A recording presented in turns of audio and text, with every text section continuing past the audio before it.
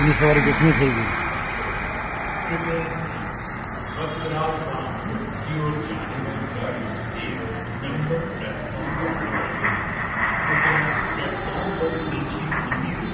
पूरा ही गया होगा कोई बात।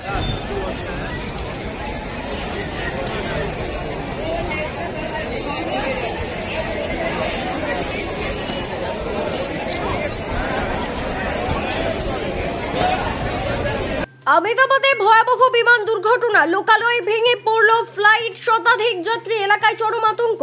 গুজরাটের আহমেদাবাদে ভয়াবহ বিমান দুর্ঘটনা, শতাধিক যাত্রী নিয়ে একটি যাত্রীবাহী ফ্লাইট ভেঙে পড়ল শহরের জনবহুল মেঘানীনগর এলাকায়। ঘটনায় গোটা শহরে চরম আতঙ্ক ছড়িয়ে পড়েছে। দুর্ঘটনাস্থল আহমেদাবাদ বিমানবন্দরের একেবারে সামনে, যার জেরে মুহূর্তের মধ্যে বন্ধ করে দেওয়া হয়েছে বিমানবন্দরের যাবতীয় যাতায়াতের রাস্তা।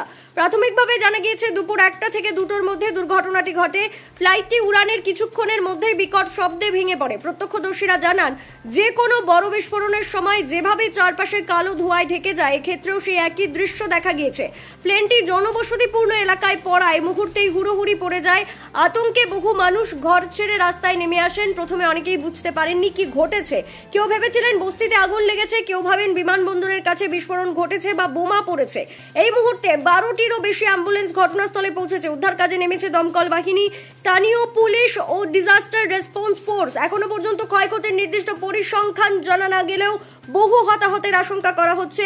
প্রশাসনের তরফে জানানো হয়েছে, প্রাথমিকভাবে দুর্ঘটনার কারণ অনুসন্ধান শুরু হয়েছে ও ঘটনাস্থলকে ঘিরে ফেলা হয়েছে কড়া নিরাপত্তা বলয়। এই মর্মান্তিক দুর্ঘটনায় গভীর শোক ও উদ্বেগ প্রকাশ করেছেন রাজ্য কেন্দ্রীয় প্রশাসনের শীর্ষ কর্তারা।